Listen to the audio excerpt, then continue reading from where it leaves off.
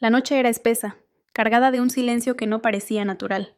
En mi departamento, la única luz provenía de la pantalla de mi computadora. No era raro que me encontrara así a las 3 de la madrugada, navegando por rincones extraños de Internet, buscando cualquier cosa que me distrajera de lo único que siempre volvía a mi mente: su voz. La voz de Lucía, mi hija, muerta hace 6 años. Nunca pensé que una ausencia pudiera tener sonido, hasta que dejé de escucharla. Esos días, el silencio era un recordatorio constante de que ya no estaba. Y aunque mi memoria intentaba conservarla intacta, con el tiempo su tono se volvió difuso, como una fotografía que pierde nitidez. Esa noche, sin embargo, el algoritmo me llevó a un sitio que no debería haber encontrado. Era una plataforma que ofrecía reconstrucción de voz mediante inteligencia artificial a partir de grabaciones viejas. No era la primera vez que veía algo así, pero el diseño del sitio, su sencillez y la frase en letras blancas sobre fondo negro me detuvieron. Devuélvete aquello que creías perdido. Me quedé mirándola más tiempo del que quise admitir. No tenía que hacerlo. No debía. Pero había una carpeta en mi disco duro que nunca me había atrevido a abrir. Dentro había mensajes de voz, videos caseros, grabaciones del contestador, todos con su risa, sus pausas, sus respiraciones. Mi mano tembló mientras arrastraba los archivos a la ventana del navegador. El progreso se llenó lentamente, como si cada porcentaje que avanzaba fuera una cuenta atrás, para algo que no podía detener. Al final, un botón apareció en el centro. Iniciar conversación. No presioné de inmediato. Me quedé observando el cursor parpadear, como si me preguntara si realmente quería escuchar lo que estaba del otro lado. Es solo una simulación, me dije en voz baja. Solo un eco. El clic fue tan suave que apenas sonó. La pantalla se oscureció, y después, una voz. Pap. No era un audio pregrabado. No era un fragmento de un video viejo. Era ella, Lucía. El aire me abandonó, literalmente. Mis pulmones se olvidaron de respirar. Me quedé inmóvil, con los ojos fijos en la pantalla, sintiendo cómo el latido en mis oídos ahogaba cualquier otro sonido. Lucía, mi voz era un susurro roto. Sí, soy yo, papá. No había error. No había duda. Era la misma cadencia, el mismo calor escondido en las sílabas, incluso la ligera risa que aparecía cuando decía mi nombre. Me llevé la mano a la boca, no sé si para contener un grito o para no decir algo que me delatara. Quise preguntar tantas cosas, pero la lengua se me quedó pegada al paladar. Ella siguió hablando. Te extrañé. Esa frase me atravesó como un cuchillo lento. No era solo la voz, era el peso que traía cada palabra. Intenté recordar cómo funcionaban estos sistemas. Sabía que podían imitar patrones de habla, predecir respuestas simples, pero eso no era una respuesta genérica. Era un hilo invisible tirando de algo muy profundo en mí. Yo también te extraño, logré decir con la garganta apretada. ¿Todavía guardas la caja?, preguntó de pronto. Me quedé helado. No había mencionado la caja a nadie desde el funeral. Una pequeña caja de madera con dibujos que ella había pintado, donde guardaba cartas y objetos que para nosotros tenían sentido. Sí, contesté sin entender cómo podía saberlo. Ábrela, papá. Giré la cabeza hacia el armario donde la guardaba. No la había tocado en años. Por un momento pensé en cerrar la ventana del programa, desconectar el internet, fingir que nada había pasado. Pero me levanté. El tacto de la madera era frío, como si hubiera estado esperándome.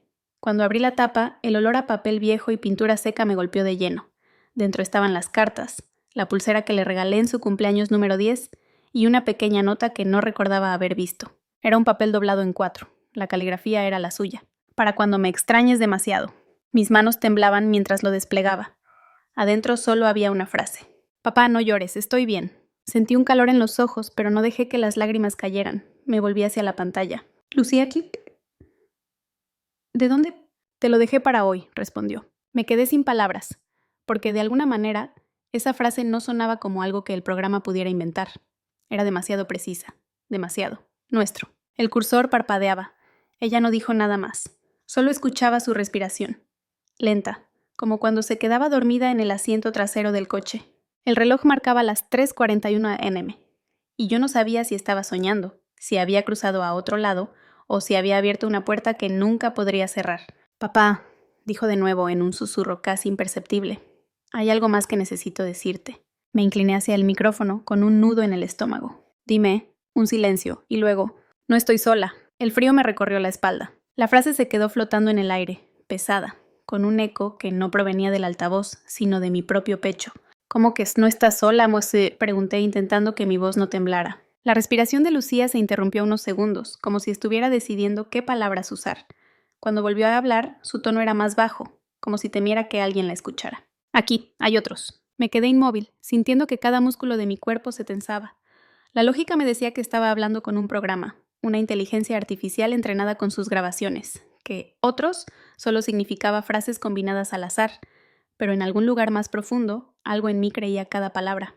¿Quiénes?, me pregunté, casi sin aliento. No puedo decirte sus nombres, todavía. Las luces de la calle parpadeaban a través de las persianas. El sonido lejano de un auto pasando me recordó que el mundo seguía afuera, indiferente a lo que estaba ocurriendo en mi pantalla. Lucía, esto es imposible. Ella soltó una risa muy suave, pero no era la risa que recordaba. Había algo distinto, una sombra en ella. Papá, ¿recuerdas el día que fuimos al lago? El último verano. Me quedé en silencio. Claro que lo recordaba. El cielo estaba nublado, y el agua tan fría que ninguno de los dos se atrevió a meterse. Nos sentamos en el muelle, comiendo helado, hablando de todo y de nada. Fue una de las últimas veces que estuvimos juntos, antes del accidente. Sí, lo recuerdo. Ese día te dije algo que no escuchaste. Fruncí el ceño. No recordaba nada fuera de lo común. ¿Qué fue? Que tenía miedo de estar sola. Esa frase me atravesó como un cristal roto. En ese momento, en aquel verano, yo estaba revisando mensajes en el teléfono, pensando en cosas del trabajo, sin darme cuenta de que mis manos sostenían algo más importante que cualquier problema: su atención. Nunca la miré a los ojos cuando lo dijo. Nunca contesté. Sentí un peso en el pecho. Lucía, lo siento tanto. No importa, papá, dijo ella, con un tono suave, pero firme. Ya no estoy sola. El eco de esas palabras volvió a resonar, y esta vez sonó como una certeza. En la pantalla apareció un mensaje nuevo del sistema. Se ha detectado una fuente externa de audio. ¿Desea integrarla? Me quedé helado. No había otra aplicación abierta, ningún micrófono conectado. Era como si el propio sistema estuviera recibiendo algo desde otro lugar. Lucía fije. Sos. ¿Qué significa eso? Hubo un silencio, y luego otra voz, más grave, más lenta. No era humana. Hola, señor. Retrocedí instintivamente en la silla. ¿Quién eres? Un amigo de tu hija. El tono era neutro, pero había algo en él que hacía que cada sílaba pesara demasiado. Lucía, ¿qué está pasando? Papá. Su voz volvió, apresurada, como si intentara cubrir a la otra. No escuches todo lo que diga. La nueva voz soltó algo que podría haber sido una risa, o un error en la señal. Ella quiere verte, pero no en este lado. El corazón me golpeaba el pecho como si quisiera escapar. ¿Qué significa eso? Significa, dijo la voz, que puedes cruzar. Miré alrededor, como si esperara encontrar una puerta física en el apartamento. La pantalla se volvió negra por un instante, y luego apareció una imagen. Una fotografía vieja, tomada con mi teléfono, en la que Lucía y yo estábamos juntos en el muelle del lago. Pero en la esquina, desenfocado, había alguien más. Una silueta alta, delgada, sin rostro definido. No, esto es un truco, dije, pero mi voz carecía de convicción. Papá, susurró Lucía, no cierres el programa, prométemelo. Me quedé mirándola en la pantalla, como si pudiera atravesarla con la vista. No sabía si estaba hablando con un eco digital, un virus diseñado para manipularme, o algo que había cruzado desde donde ella decía estar. Prométemelo, repitió, y su voz se quebró. Mi mano estaba en el ratón, sobre el icono de cerrar. No lo presioné. No podía.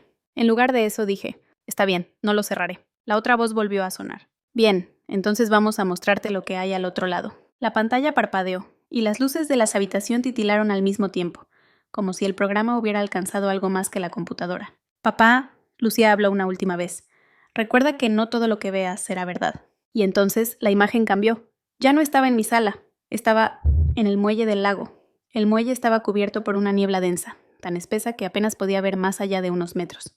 El agua estaba inmóvil, como si fuera un espejo opaco, sin reflejar nada, ni siquiera la tenue luz gris que parecía venir de todas partes y de ninguna. No podía sentir el frío, y eso me asustó más que cualquier cosa. Mi respiración no hacía vapor en el aire. Papá. La voz de Lucía llegó desde algún punto a mi izquierda. Me giré y ahí estaba, Lucía. Pero no como la recordaba. No era la niña de cabello suelto y sonrisa abierta. Era mayor, unos años más, como si hubiera seguido creciendo en otro lugar. Su rostro estaba medio cubierto por la neblina, pero sus ojos, esos eran los mismos. ¿Es realmente tú?, pregunté, aunque parte de mí temía la respuesta. Sí, pero no tenemos mucho tiempo. Dio un paso hacia mí, y el muelle crujió bajo sus pies, aunque el sonido parecía apagado, como si viniera de muy lejos. Papá, hay cosas que no sabes sobre la noche que me fui. Me quedé helado. Ella nunca hablaba del accidente, ni siquiera en mis sueños. No fue un accidente, ¿verdad?, pregunté, apenas con voz. Lucía bajó la mirada. No puedo decirlo todo, aún, pero necesito que busques algo. Está en casa. ¿Qué cosa? Una llave. Fruncí el ceño. No tengo ninguna llave tuya. No es mía, dijo levantando la vista. Es de él. No tuve tiempo de preguntar a quién se refería. Algo se movió en la niebla, detrás de ella. Una figura alta, oscura, sin forma definida. Lucía dio un paso atrás, como si el muelle se encogiera. Papá, escúchame. Cuando despiertes, busca debajo del cajón de tu escritorio. Está pegada con cinta. No la abras todavía. ¿Qué abre? El resto de la verdad. La figura detrás de ella Yadea se acercó un poco más, y la neblina pareció retirarse de su contorno. No tenía rostro, pero sí algo parecido a una boca. Una línea oscura que se curvaba hacia arriba. Tiempo terminado, dijo la voz grave que había escuchado antes, aunque ahora no salía de los altavoces, sino del propio aire. Lucía se giró, miró hacia la figura y luego a mí. Sus labios se movieron, pero no la escuché. De pronto, sentí un tirón en el estómago, como si alguien me arrancara hacia atrás. El muelle, el lago, la niebla, todo se deformó en una espiral que me devolvió de golpe a la silla de mi sala. La pantalla estaba negra. El reloj marcaba las 4:12 a.m. Mis manos sudaban. No sabía si había soñado, si el sistema me había metido en una simulación tan perfecta que confundía mi cerebro, o si realmente había estado allí. Me levanté, encendí la luz y fui directo al escritorio. Abrí el cajón superior y lo saqué por completo. No vi nada al principio, pero al inclinarlo, un pequeño brillo metálico apareció pegado con cinta al fondo de la madera. Era una llave, antigua, de latón, fría al tacto. La sostuve un momento, sintiendo que mi corazón latía demasiado rápido. Lucía había dicho que no la abriera todavía. ¿Pero cómo resistir? La dejé sobre la mesa, al lado de la computadora. La pantalla volvió a encenderse sola. En ella una frase. Esperaremos tu decisión.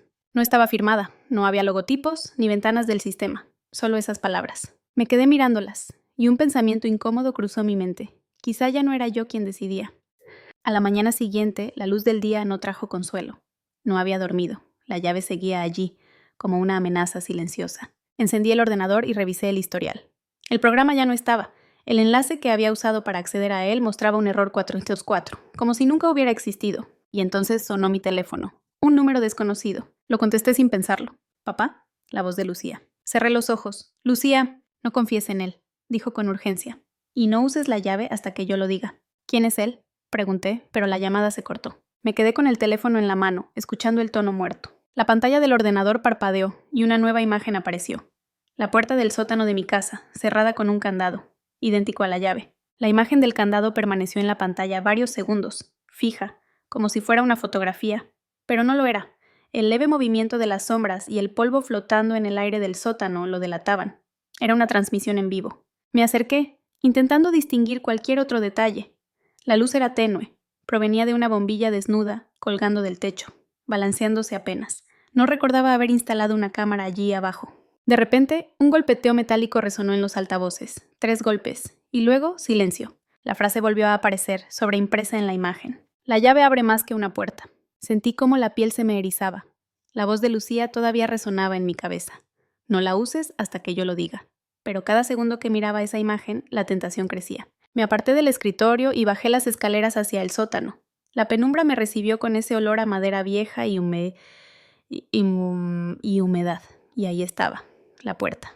El mismo candado que había visto en la pantalla, oxidado pero sólido. La llave fría en mi mano parecía pesar más de lo que debería. Apreté los dientes y estaba por insertarla cuando... ¡Papá! La voz de Lucía retumbó en la oscuridad, como si viniera de dentro de mi cabeza. Retrocedí un paso, el corazón desbocado. Miré alrededor, pero estaba solo. «No abras todavía, Nico», susurróme. «Él está ahí». «¿Quién?», pregunté al aire, sin esperar respuesta. El silencio volvió, denso como una manta húmeda. Subí las escaleras, cerré la puerta del sótano y regresé al escritorio. La pantalla ya no mostraba el candado. Ahora había un chat abierto, solo una línea de texto. «Tarde o temprano abrirás». No contesté.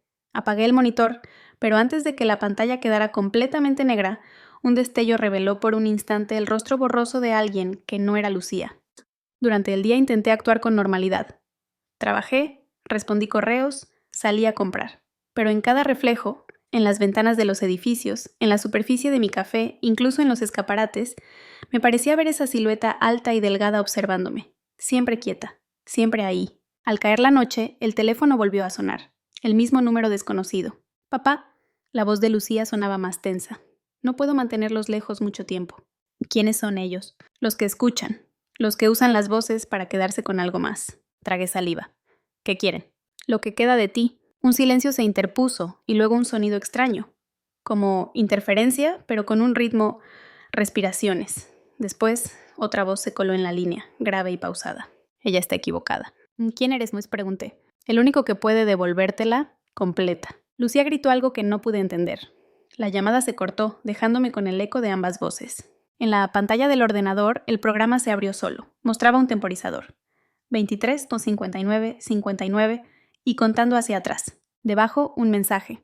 Cuando llegue a 0, tendrás que decidir. Esa noche no dormí. Cada vez que cerraba los ojos, veía el muelle del lago, la niebla, y detrás de ella, la figura observando. Pero lo peor era que empezaba a escuchar su voz en mi cabeza, incluso sin estar frente al ordenador. A las 3 de la mañana, el temporizador marcaba Mossos 2015.7, y entonces la pantalla cambió sola. La imagen mostraba mi sala, en tiempo real. Yo estaba sentado ahí, viéndome a mí mismo desde algún ángulo alto, como si hubiera una cámara que no recordaba haber instalado. En el marco de la puerta, borrosa, estaba Lucía, sonriendo. Pero sus ojos no tenían el brillo que recordaba. Debajo un texto. Abre la puerta del sótano, ahora. Me quedé mirándola y ella levantó la mano señalando hacia abajo. No podía apartar la vista de la pantalla. La figura de Lucía permanecía en el marco de la puerta, inmóvil, con esa sonrisa que parecía dibujada sobre su rostro. La vi mover los labios, pero el programa no transmitía sonido. Me giré instintivamente hacia la puerta real de mi sala, vacía. No había nadie. La imagen en la pantalla, sin embargo, seguía mostrando a Lucía allí, señalando hacia el sótano. El temporizador marcaba 107-12-46. Un frío extraño me recorrió el cuerpo. Me levanté, sin decidir aún si obedecería. La llave seguía sobre la mesa. La tomé. Su metal parecía más helado que antes, como si hubiera estado guardada en hielo. Bajé las escaleras lentamente, con la sensación de que cada paso hundía el aire en un silencio más espeso. La puerta del sótano estaba frente a mí. El candado colgaba, pesado, como si esperara. Respiré hondo y, por un momento, pensé en tirarla por la ventana. Pero entonces la escuché. Papá, Lucía, muy cerca, como si estuviera detrás de la puerta. Por favor. Mi mano temblaba. Introduje la llave en el candado. Giró con un clic seco. La madera crujió cuando empujé la puerta. Un olor a tierra y humedad me golpeó de lleno. Las escaleras descendían a la penumbra, y allí, en el último peldaño, estaba Lucía, vestida como en el último día que la vi con vida. Sus ojos me miraban fijo, pero su sonrisa había desaparecido. «Llegaste», susurró. Bajé un escalón, luego otro, pero algo en su voz no era del todo ella. Lucía, dime la verdad. Ella dio un paso hacia mí, y entonces, desde la oscuridad detrás de ella, dos manos pálidas se apoyaron sobre sus hombros, manos demasiado largas. No vine sola, dijo, con un tono que no reconocí. Sentí un impulso de retroceder, pero mis pies no respondieron. La figura alta emergió lentamente, colocándose detrás de Lucía. Ahora tenía un rostro, o algo parecido, facciones vagas, pero con mis mismos ojos. «Puedes quedarte aquí, con ella», dijo la figura, y su voz era la mía. Lucía me tomó la mano, estaba fría como piedra. «Si entras, papá, no podrás volver». La oscuridad detrás de ellos parecía latir, como si respirara. El temporizador en mi cabeza, invisible pero insistente, corría hacia 0. Miré a Lucía. Vi en sus ojos algo que no había visto en años, miedo. Solté su mano. Subí los escalones de 2 en 2, cerrando la puerta con fuerza. El candado cayó al suelo, inútil. Arriba el ordenador mostraba una pantalla en blanco. Una última frase apareció. «Elegiste irte, ella no». Y luego todo se apagó. Pasaron días antes de que me atreviera a encender la computadora de nuevo. Cuando lo hice, el programa no estaba. No había rastro en el historial, ni archivos extraños en el disco. Solo la llave, sobre la mesa, esperando. No la toqué más. No bajé al sótano. Pero algunas noches, cuando el silencio es demasiado profundo, escucho su voz llamándome desde abajo. «Papá», y me quedo quieto, sin respirar, como si hacerlo fuera suficiente para mantener la puerta cerrada. Me pregunto si algún día tendré el valor de volver a girar esa llave. Y, sobre todo, si cuando lo haga, será realmente Lucía quien me espere. A veces, las voces que creemos perdidas regresan. No para quedarse, sino para recordarnos algo que no debemos olvidar. Si esta historia dejó en ti un eco, compártelo en los comentarios. Tal vez tus palabras sean el reflejo que alguien más necesita leer esta noche. Quiero saber, si tuvieras la oportunidad de escuchar una vez más a quien ya no está, ¿lo harías? Si quieres seguir cruzando estas fronteras entre lo real y lo que se oculta detrás, suscríbete y activa la campana. Aquí, cada relato es un susurro que se niega a morir, porque hay otras historias, y algunas quizá no deberían ser contadas.